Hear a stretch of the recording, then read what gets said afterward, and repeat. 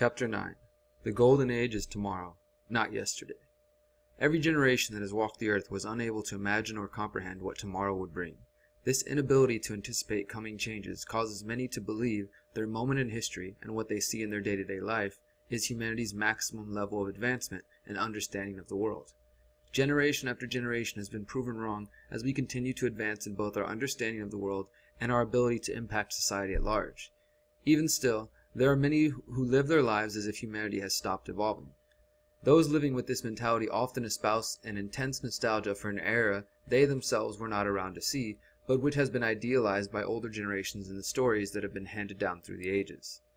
When politicians and leaders make mistakes and things go wrong, as they often do, the population does not know where to look for inspiration, and instead dwells on the image of the good old days, which has been imprinted in their minds since childhood. If only the people were to look for inspiration within their own hearts, minds, and communities, the ruling class would surely tremble in their ivory towers. While every nation and people may have their own golden age myth, in America, children are indoctrinated with a love of the founding fathers and the myth of limited constitutional government.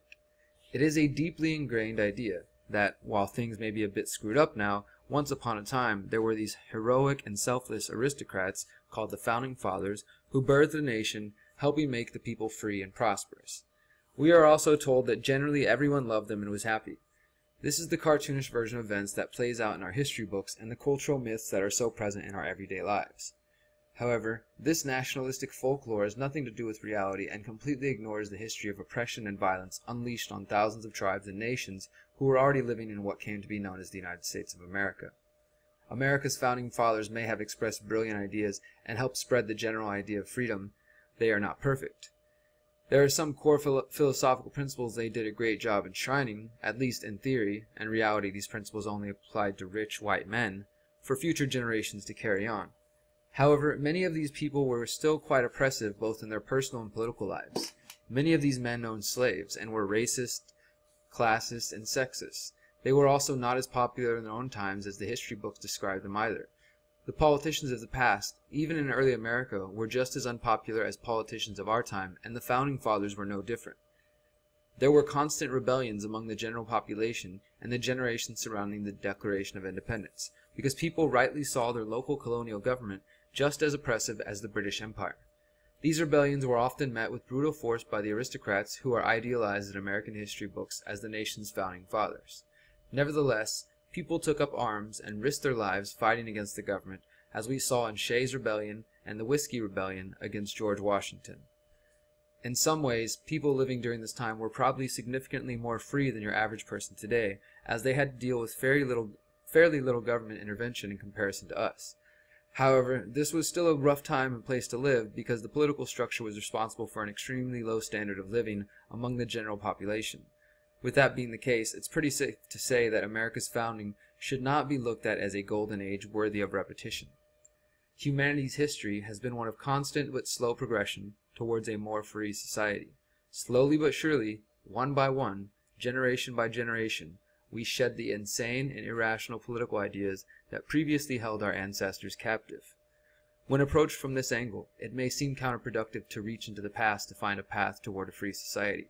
There are plenty of lessons that can be learned from studying history, yet we should seek to combine the best of yesterday with the ever-evolving present reality and accumulated knowledge. In our previous book, we discussed the land known as Zomia as an example of a past society we could learn from, and we would also suggest a reading of Pierre Clastrus's Society Against the State for those who are interested in further reading on past societies with radical ideas about self-organization and government. One of the great mysteries of the world is the repetitious cycle of history and how our species continues to make the same mistakes over and over again. This cycle probably has many different causes, but the cultural myth of the Golden Age is without a doubt a contributor. Thousands of years ago, republics and democracies were seen as the ideal ways to organize society, but time and experience have shown that these systems of government breed corruption, just like any system of coercive social control inevitably does. This corruption resulted in an economic and cultural collapse that was spread out across the whole civilized world and lasted many generations. With the democratic and republican systems of government a proven failure, our ancestors had an opportunity to create a free society in its ashes. Unfortunately, this did not happen. This is due, in part, to the fact that the minds of the masses were still trapped in the paradigm of domination. So while they may have escaped their physical chains, they failed to overcome ideas on a philosophical level. Putting an end to tyranny isn't accomplished by simply overthrowing a tyrant. There is no treaty that can be signed to prevent other tyrants from rising in their place. The prevalence of violence and oppression on a mass scale is only able to continue as long as the general population is conned into believing the status quo is the best possible outcome. The powers that wish they were would like you to believe that their money, military, media, and authority has achieved as close to a utopia as humanity can come. However, when the masses decide the violence of the ruling class is immoral and socially unacceptable, it will be impossible for tyrants to convince anyone to take part in their madness. This is what is meant by philosophically overcoming violent ideas rather than changing the person sitting on the throne or signing documents. At the fall of the Roman Empire, the paradigm was not changed. There was no philosophical advancement. In fact, there was actually a regression to long-term feudalism. Perhaps this time came as a result of the collective fear of pursuing the unknown, freedom, and the comfort of the past, slavery. This is just one prominent example that relates to today's political climate, but history is rife with examples of people making the same mistakes over and over again by embracing the same bad ideas of the previous regime. Today we find ourselves in another time of great change. From our perspective, the established powers are on shaky ground, and the general population is starting to realize the way of life that has been hoisted upon them is unsustainable and a new path is necessary. This happens regularly every few generations, but unfortunately every single time there has been a revolution or social upheaval, the world has remained the same and the cycle was not broken. The pain, depression, and confusion that can come from admitting the twisted nature of our day-to-day existence seems to be too much for most people to cope with. That being the case, they create extremely complex justifications and rationalizations for the violence and insanity taking place around them. This is how our species has gotten to where it is today, with numerous brutal empires stretching across the entire globe, to the point where there is no longer the option to escape to the promised land. With the general population in a constant state of denial for many generations, the people and organizations that control the world's land and resources have been able to consolidate their power with minimal resistance. This is a process that has been taking place since the dawn of civilization. People often mistakenly believe the revolution started right at the moment when they became aware of it. In reality, the battle between freedom and enslavement has been raging for centuries and has played out like a relay race where each generation passes the mission along to the next. The only problem is that those on the side of freedom have not had the ability to participate in this process.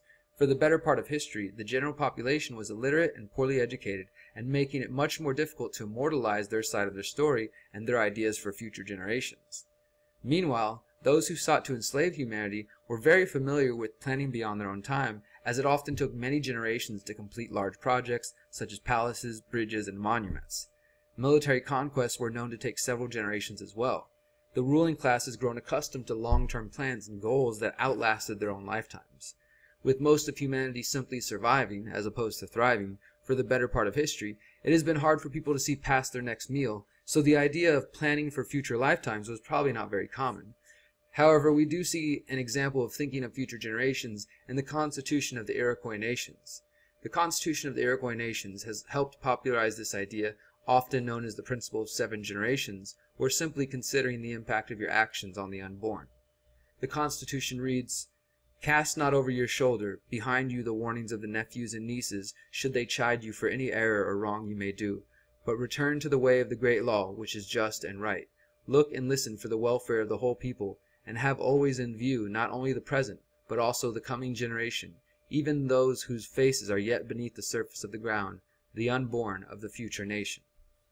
Under the current paradigm of sophisticated mental conditioning via media, government schools, people have been trained to live as if they were the last generation on Earth.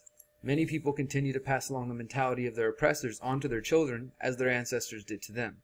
Luckily, thanks to the widespread decentralization of information that has been made possible by the internet, there are now more people than ever who are starting to question the nature of society and political power. This is a great victory in the struggle for freedom, but unfortunately many people become depressed and discouraged when coming to the reality of their existence. A world of peace and rationality seems like such a total stretch of the imagination because it is drastically different from what we experience today, but this does not mean a better world is impossible. With each and every generation, there are many drastic paradigm shifts that radically alter the way the people interact with each other. Taking a long view of history, it could be said that these shifts are contributing to a slow, upward progression towards a more peaceful world. Unfortunately, Tragedies like mass murder, slavery, and subjugation still take place, but they are getting harder and harder to justify because our species is in the process of evolving beyond the type of mentalities that trigger such behavior. When approached from this perspective, it becomes obvious that freedom and peace are inevitable for our species. This does not mean that you should just sit back and wait for it to happen. No, we need you to be actively engaged, using your intellect and energy towards outgrowing the violent social systems that we were all born into.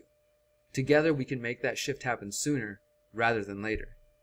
By noting that the revolution will be won over many generations, we are not claiming the current generation cannot make great progress and lay a solid foundation for a free society. We are simply stating that although it may seem like this moment in time is the climax of the human story, every person who is alive right now was born into an age-old revolution that will eventually be carried on by future generations. We all have the potential to discover, develop, and share new ideas which will help lay the foundation for the first truly free society that has ever existed.